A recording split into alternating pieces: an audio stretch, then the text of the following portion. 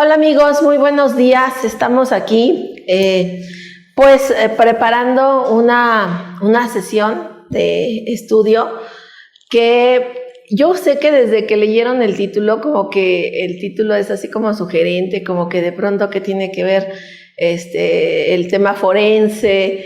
Estamos en una época donde incluso van a disculpar que esté un poco ronquita, pero a veces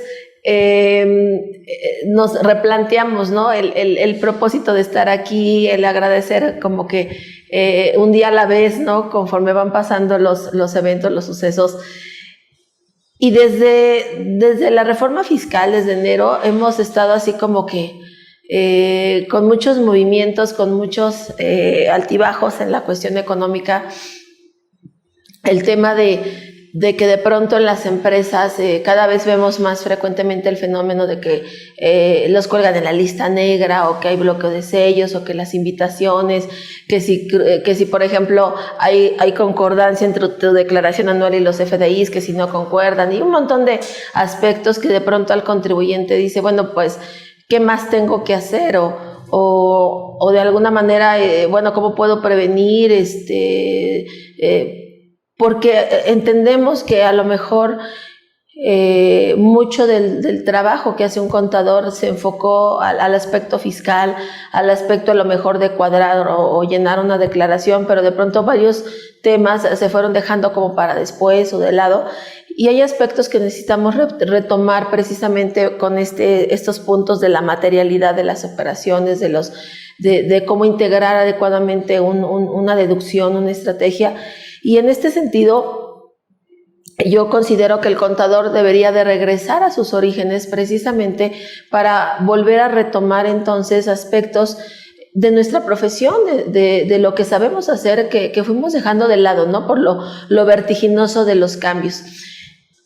Y lo cuento a manera de experiencia, porque en realidad tú no sabes hacia dónde te va a llevar la decisión que tomes, o la estrategia que consideres al momento de tener que tomar una decisión que en un futuro puede ser trascendental para la empresa, para el contribuyente, para la protección patrimonial, etc.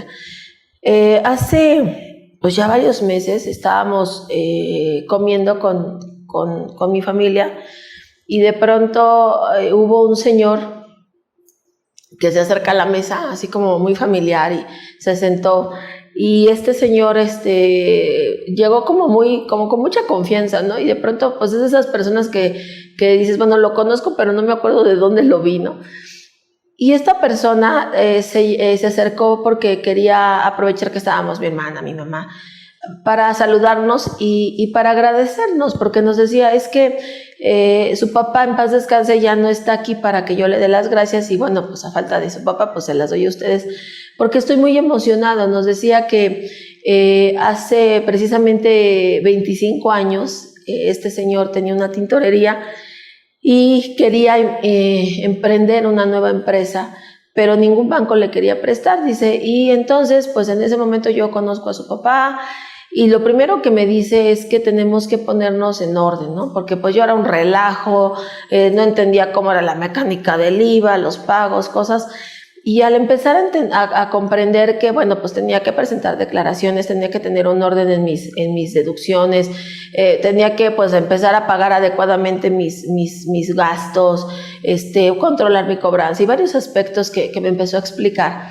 En ese momento, al ponerme en orden, su papá me empezó a elaborar estados financieros, pero no solamente elaborarlos, sino hacer un análisis de ese comportamiento, para que precisamente el banco me pudiera prestar, porque pues de pronto yo llegaba y decía, pues quiero que me prestes tanto, pero pues quiero ver documentos, cuánto vale tu negocio, cómo se comporta, y siento que esa es la parte que ha dejado de lado un poco el contador, el retomar lo valioso de esa información que emana de los estados financieros, interpretar hacia dónde nos lleva esa información, hacia dónde nos llevan esos datos, esos aspectos finos, ¿no? de nuestra técnica. Y entonces me contaba que precisamente después de ponerlo en orden, después de elaborarle sus estados financieros, pues le ayudó a conseguir un banco para que le hicieran un préstamo, dejó como garantía su casa. Y me platicaba precisamente, dice, 20 años después de eso, le vengo a contar que precisamente este mes acabo de pagar la última mensualidad de mi crédito hipotecario. Finalmente ya salí, ya terminé, pude emprender la empresa que yo deseaba iniciar. Es una empresa que empezó muy, muy chiquitita, pero fue creciendo con los años. Actualmente le damos de comer a 100 familias y bueno, vengo a darle las gracias porque precisamente por ese consejo y esa intervención a tiempo que me hizo comprender lo que necesitaba mi negocio, pues ahora soy, ¿no?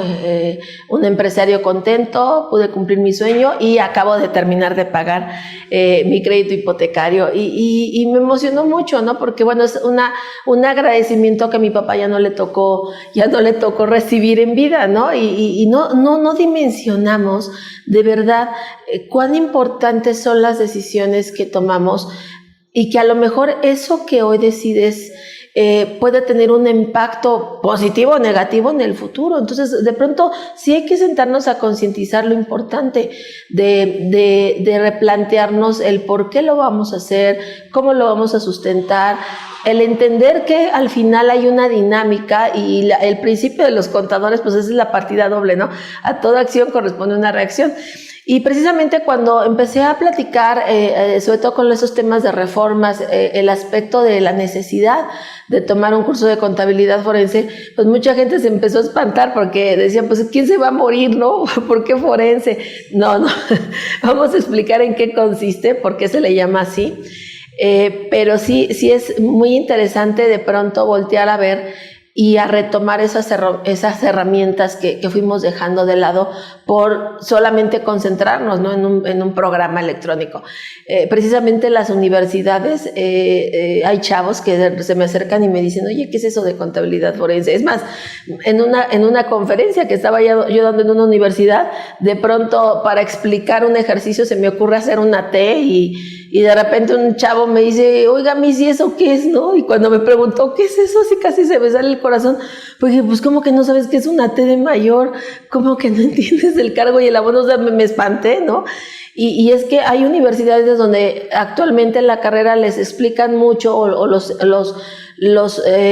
preparan para manejar paquetes, ¿no? Aplicaciones, programas, que es importante, pero si el alumno no conoce el origen, no conoce la teoría de la partida doble, no sabe cargar y abonar, pues obviamente, sí, va a utilizar un programa, pero se va a equivocar, pero no va a detectar errores, pero de pronto no va a tener esas herramientas que le van a ayudar a entender e interpretar los datos que esté mandando la contabilidad. Y bueno, con los eventos a los que nos estamos enfrentando actualmente, pues el aspecto financiero vuelve a ser importante, vuelve a ser un tema necesario para precisamente preservar, ¿no? El patrimonio y la conservación de las fuentes de trabajo. Entonces, por eso le puse descubriendo nuestro interior, porque vamos a adentrarnos a aspectos donde necesitamos escarbar en lo profundo y entender cómo están constituidas entonces esas tripas, para comenzar entonces a entender que cada ente, cada empresa, cada contribuyente, a pesar de que a lo mejor se dediquen a giros afines, tiene necesidades, tiene controles, tiene aspectos muy particulares que son lo que debemos de cuidar cada día. No podemos establecer una regla o una receta de cocina, pues mira, funciona así, funciona, porque no, incluso hasta dependiendo de dónde se ubica geográficamente la empresa, hasta cambia incluso el estilo, ¿no? del comportamiento. Algo que necesitamos respetar es que las empresas están constituidas por seres humanos con idiosincrasias, con principios diferentes, costumbres distintas dependiendo de la región, y por ende pues no podemos implementar o llegar a imponer una regla que de pronto pues va a romper esa armonía. Ahora, aquí el aspecto fiscal es el que nos obligó a voltear a revisar entonces de qué estamos hechos. este artículo 17H bis, yo creo que lo he explicado fácil unas 50 veces y no exagero, porque de pronto me toca viajar por el interior del país y es muy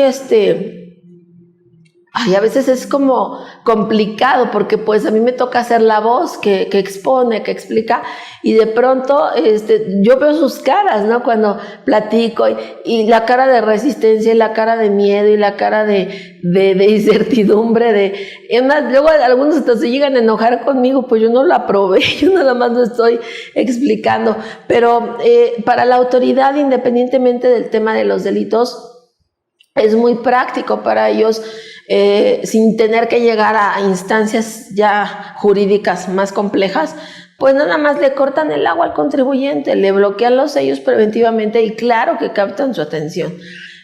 Por eso es importante comprender que necesitamos empezar a voltear a ver por qué se suscitan estos aspectos, pero no solamente por un control fiscal, sino porque algo que he aprendido con la experiencia es que cuando hay un contribuyente que de pronto tiene un problema fiscal, del que sea, a lo mejor hasta una multa, si te pones a escarbar y a revisar, trae muchos aspectos que están en desorden, incluso a nivel personal, Yo, a veces a lo mejor, yo creo que lo tomas de broma cuando yo digo que los contadores nos dedicamos a muchas cosas, ¿no? Aparte, somos consejeros matrimoniales y de pronto pues hasta financieros. Mi papá en paz descanse, alguna ocasión le tocó hasta celebrar una boda, ¿no? Porque le tocaba hacer auditorías para una empresa de refrescos y de repente en Pinotepa Nacional, no sé por qué lo mandaron ahí, hacía falta alguien que celebrara una ceremonia y pues le tocó a él, ¿no? Entonces es interesante que el contador está siendo cada vez más versátil en sus operaciones y por eso es importante que tú consideres que a lo mejor el tema fiscal es la puntita del iceberg de todo un sistema que se rompió, que a lo mejor se corrompió o que a lo mejor está por ahí trabajando en desorden y que bueno, nos puede ayudar a detectar elementos para volver a conformar la armonía. Entonces, este esquema de bloqueo preventivo de sellos, sabemos que es un bloqueo que se puede aclarar. Sabemos que tenemos 10 días, ¿no? Para meter un caso de aclaración, para ingresar los documentos y bueno, y si procede la aclaración, pues te desbloquean y si no, híjole, pues Dios guarde la hora porque va a ser después muy complicado, ¿no? El tratar de ejercer un desbloqueo. Por eso es que el contribuyente, al entender que necesita cuidar varios aspectos, empieza a generar esa costumbre, ese hábito de vigilar, o sea, vigilar el comportamiento del contribuyente. Uno de los aspectos muy interesantes donde puede haber un bloqueo es cuando no presentas tus declaraciones. De pronto, el hecho de que a lo mejor ya se cerró el ejercicio, ya se venció la declaración anual, pasa un mes completo, ¿no? Y no se ha presentado esa declaración anual, pues obviamente va a propiciar que se te bloqueen los sellos o que no presentes declaraciones provisionales, sean consecutivas o no, dejas de presentar dos e igual te pueden bloquear los sellos. Y entonces aquí la pregunta es, ¿y por qué no se ha presentado la declaración? ¿Es falta de datos? ¿Falta de ajustes? ¿Falta el contador a lo mejor? ¿Qué es lo que está pasando para que el contribuyente no esté presentando esa declaración? Incluso a lo mejor hablando del tema provisional, de pronto a lo mejor la empresa dice, pues es que no tengo para pagar el IVA, ¿no? Por ejemplo, o las retenciones, y yo digo, bueno, pero a ver, las retenciones, pues tú te las quedaste, ¿no? El IVA, pues acuérdate que no es tuyo, entonces si tú me dices que no tienes para pagar un impuesto que no era parte del precio, que no era parte de tu ingreso, pues creo que financieramente tenemos un problema. A lo mejor no está correctamente determinado tu precio de venta. Fíjense que hay sobre todo ahora que estuvimos con el tema de las retenciones de IVA de los servicios, me topé con una empresa que me decía, es que si me retienen el IVA, contadora, me va a pegar financieramente muy feo por eso. Entonces, al ponerme a revisar, porque bueno, está el caso de las outsourcing, que de repente se quedaban con el IVA y que ya no es negocio, pero bueno, esa es otra historia. No, aquí estamos hablando de una empresa legítima que de plano sí no salía, ¿no? Entonces, al ponerme a revisar, él tenía fijados sus precios hace como 10 años, y entonces en lugar de actualizar el precio, por miedo a perder el cliente, pues los dejaba, los respetaba, pero pues a él sí se le iban incrementando los costos. Entonces el IVA empezó a formar parte del valor de recuperación de su precio, y eso era lo que lo tenía en el hoyo, porque pues decía, pues es que no tengo el IVA. Pues sí, porque ya lo utilizaste para otros temas, y lo que debiste de haber hecho fue más bien actualizar el valor, el precio, ¿no?, de tu servicio. Por eso sí es interesante de pronto que, bueno, a lo mejor el control fiscal me va a ayudar a voltear, a identificar qué problema es lo que está originando que no estemos cumpliendo, ¿no? Porque la regla pues es que cumples. Ahora, esta fracción quinta es de las más, pues injustas, porque pues aquí no está en tu control realmente. Aquí, cuando tú tienes a un proveedor que lo cuelgan en la lista negra y que la operación presuntamente se considera una simulación o se considera inexistente, sabemos que él tiene que meter una aclaración, ¿no? Y tiene 15 días para hacerlo. Pero el artículo 69B establece que tú también pues deberías de ingresar un caso de aclaración, ambas partes. En el caso del receptor, del que deduce, pues tiene 30 días.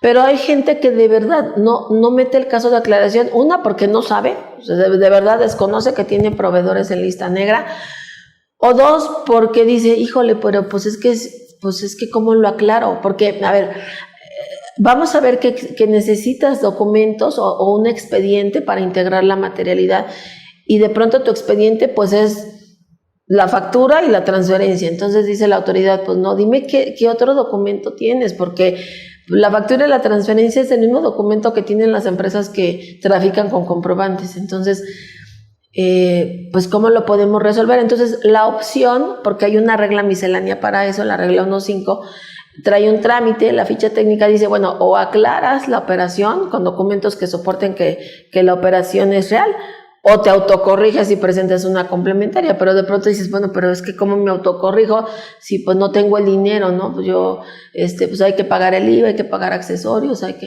y no tengo ahorita el recurso para autocorregirme. Entonces hay gente que dice, no, pues mejor no hago nada, me quedo aquí, a ver qué pasa, ¿no? Y entonces pues el sistema sí detecta que hay información, detecta que tu RFC está en las facturas del contribuyente en lista negra, en las facturas que emitió, y puede ser que el sistema pues por control te bloquee los sellos. Por eso tenemos que tomar la decisión de qué hacer disculpen, en estos casos, y entonces empezar a prevenir.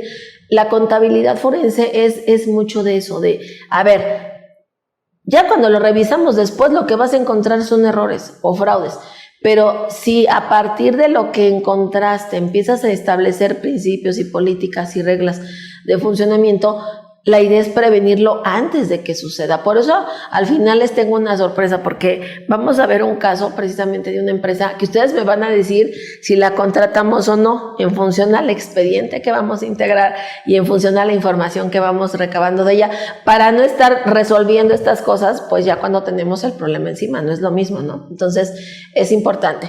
Y hay otra fracción 7 que a mí desde que conocí esta causal, se me hizo de esas causales interesantes, porque dije, bueno, aquí vamos a caer, creo que todos, ¿no? Porque cuando los sistemas detecten que el ingreso declarado, así como el impuesto retenido, que se manifiesta en las declaraciones, puede ser una declaración provisional o anual, de pronto no coincide con la información de CFDIs o no coincide con la información de expedientes, documentos o datos que tenga la autoridad, pues también el sistema te puede bloquear los sellos. Por eso es importante voltear a ver la congruencia financiera también, porque de nada va a servir que coincida tu declaración con el CFDI si el banco está diciendo también otra cosa, o si hay un tercero que está reportando otra información. A lo mejor, miren, con el tema de la DIOT, por eso la DIOT no ha desaparecido. La DIOT le ayudó a la autoridad a hacer muchos controles de simetría, ¿no? Porque si yo estoy acreditando un IVA e informo el IVA en la DIOT, es porque ya le estoy pagando al otro. Entonces de pronto, pues a ver, pues si tú estás deduciendo es porque el otro debería de estar acumulando, y si no está acumulando, pues ¿cuál es la razón? Entonces, por eso a mí no me molesta tanto el tema de las retenciones de IVA. Que por cierto, si tienes chance, hay un curso de miscelánea que deberías de revisar, porque les muestro varios complementos a los comprobantes y hay una lámina muy interesante que puse de un material del SAT, porque había mucha gente que con las retenciones de IVA indiscriminadas tenía miedo, ¿no? De decir, ¿y qué pasa si me retienen IVA y la retención pues no debió de haberse hecho, ¿no? A lo mejor, porque acuérdense que el criterio salió después y bueno, ¿y qué pasa si me retuvieron el IVA y pues yo no era sujeto de retención? No pasa nada, la autoridad dice, bueno, si el sujeto fue objeto de retención y no se le debió haber retenido el IVA, no importa, se le va a dar reconocimiento a esa retención del IVA, porque al final es un anticipo de tu impuesto a pagar. Y las empresas que enteran el IVA para la autoridad son empresas sanas, las que de pronto se quedan o omiten el entero, pues las llama agresivas, es muy simple para el SAT. Entonces el entero del IVA es un principio muy interesante, el entero de esta retención, porque si tú eres un prestador de servicio y yo te retengo el IVA y yo lo entero a la autoridad, estoy ayudando a cumplir ese principio de simetría, porque para que yo deduzca tú tendrías que acumular, y entonces al pagar el impuesto que tú deberías de enterar, porque pues yo voy a pagar parte del IVA que tú vas a pagar, entonces estoy ayudando a cumplir ese principio de simetría. Tiene aspectos de verdad, de fondo bastante interesantes, pero bueno, debe de haber congruencia, no solamente desde el punto de vista fiscal, ahora también desde el punto de vista de terceros o desde el punto de vista financiero. Y entonces, esto es en razón de que la autoridad tiene tiene acceso a la información financiera de los contribuyentes. Desde 2004 se empezaron a integrar expedientes de todos los cuentavientes por parte de las instituciones financieras. Yo recuerdo que en aquella ocasión en el Diario Oficial que se publicó, incluso venía una sanción muy alta, ¿no? Para los bancos que no integraran el expediente. Me acuerdo que les dieron 1 año, ¿no? Para comenzarlo a integrar. Digo, ahorita ya lo tienen más que resuelto. Pero para este ejercicio, el 32B de código, la autoridad obliga a los bancos además a que obtengan información respecto de contacto electrónico de sus cuentavientes, es decir, compleméntame este expediente que ya tienes con información de sus redes sociales, con información de sus sitios web, su correo electrónico, para que yo tenga un domicilio virtual, ¿no? También de esos sujetos. Entonces, por eso es que de pronto a la autoridad se le hizo muy fácil decir, pues vamos a emitir ahora facturas instantáneas, y como todo el mundo anda pagando con tarjeta, pues entonces pues que cuando salga el voucher de la tarjeta, pues que ese voucher se convierta en CFDI. Nada más que no fue tan sencillo, porque pues no es de enchilame otra. Digo, el banco dice, bueno, tengo datos y todo, pero para poner toda la información que implica un CFDI, pues necesito aumentar infraestructura y memoria, ¿no? Tanto en las terminales como en la tarjeta. Y digo, no es que no lo puedan conseguir, pero no es así como para mañana, ¿no? Es esa clase de desarrollos. Sin embargo, ahí está latente la idea, ¿no? De, bueno, pues cada vez que se genera una operación, pues identificar al sujeto que realiza la operación. Y como los bancos incluso pues tienen nuestros RFCs, de verdad, la historia comenzó con que el banco le dijo al SAT, bueno, pues si quieres le puedo ir poniendo los RFCs a los vouchers, ¿no? Y mucha gente, no, ¿cómo? Nos van a fiscalizar. A ver, el hecho de que no esté apareciendo tu RFC en el voucher cuando pagas con la tarjeta no quiere decir que no te estén fiscalizando. Digo, por cuestiones de errores, ¿no? En la comunicación, la gente se empezó a asustar, ya no quería utilizar la tarjeta, y por esos mitos que de pronto surgieron en torno a la factura instantánea, pues de pronto se detuvo el proyecto, pero no quiere decir que no nos estén fiscalizando, ¿no? Y que no sepan esa información. Por eso hay que voltear a ver realmente en este papel de investigación que hace el SAT.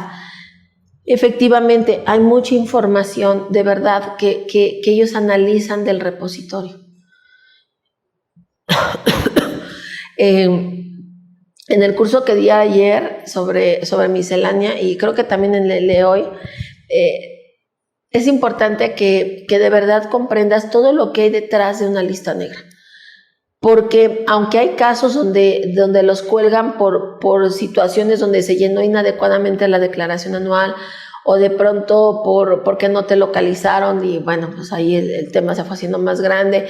También sí hay casos donde la autoridad de verdad revisa y le llaman ellos minería de datos, revisa a profundidad los datos, pero no solamente la información de los valores, ven la incidencia, por ejemplo, de cuántos documentos timbras en el ejercicio, cuántos clientes son a los que les timbras, cómo se comporta eso respecto de otro ejercicio, no solamente el tema de los valores, la frecuencia, ¿no?, con la que a lo mejor erogas, hacia dónde se van las erogaciones, el elemento de, a ver, vamos a analizar el ingreso acumulado respecto de las deducciones autorizadas, pues, para ver si existe un margen o no de utilidad.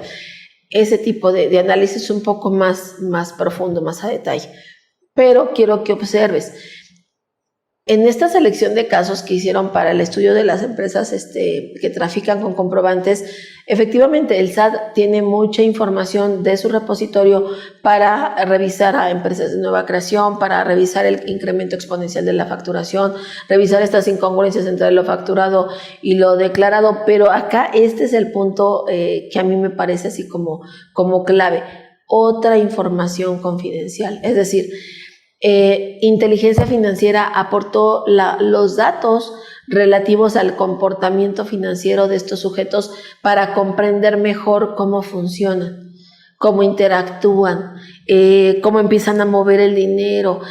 Es más, los bancos tienen alertas constantes que la verdad nosotros ni cuenta nos damos de cómo se van comportando nuestras cuentas, si hacemos constantemente retiros en efectivo, por ejemplo, si hacemos si nos llegan transferencias de qué país o de qué lugar, si hacemos pagos, pues de pronto hacia dónde se dispersa el recurso. Y en alguna ocasión un empresario me dijo, oye, Penny, por ejemplo, si vamos a suponer que me depositan ahorita, no sé, 7 millones de pesos, y de pronto tú dices que el banco analiza cuánto tiempo permanece ese depósito en la cuenta, porque de pronto cuando son estas empresas que son redes de lavado, por lo general el dinero no permanece mucho tiempo, o sea, se deposita y luego de ahí brinca a otro lado y así. Dice, pero me da miedo tu comentario porque fíjate que a nosotros en diciembre sí nos depositaron una cantidad fuerte y prácticamente el dinero nos duró creo que un día, ¿no? Porque empezamos a pagar aguinaldos y empezamos a pagar el seguro social y pagamos a proveedores. ¿Tú crees que a lo mejor eso haya generado una alerta? Le digo, bueno, por la cifra puede ser que sí, le digo, pero a ver, lo que también el banco analiza es con quiénes tienes interacción, es decir, tú constantemente, tus proveedores habituales, pues son ellos, ¿no? O sea, es tu nómina, son ciertas empresas que a las que siempre les estás moviendo el recurso, les pagas, el tema de los impuestos, pues es un tema común, ¿no? Entonces, bueno, pues es lógico que la erogación de pronto se utilice para el pago de tus contribuciones. Aquí lo raro hubiera sido, por ejemplo, que recibas el dinero y de pronto se lo mandes a una cuenta de alguien que no es un proveedor habitual para ti, ¿no? Y de pronto pues casi le mandas todo el recurso y es cuando te sales, ¿no? Como del estándar. No sé si recuerdan que hace ya varios años estaba de moda un comercial de American Express que te venden un seguro, ¿no? De la tarjeta donde venía comida para gato, y de repente aparece comida para perro y ahí como que se levanta una alerta. Es algo similar, ¿no? Que de repente cuando rompes el estándar o cuando de repente la operación deja de ser como lo habitual, obviamente pues viene por ahí una alerta. Y aquí el tema entonces es que para la autoridad, el generar robots o aspectos de control, pues no resulta tampoco tan descabellado. Ahora, este documento que estamos viendo en pantalla es un documento que yo utilizo cuando capacito en materia de antilavado para que entiendan el por qué es delicado revisar, identificar al cliente, cómo se integra un manual de identificación, los formatos, etcétera, ¿no?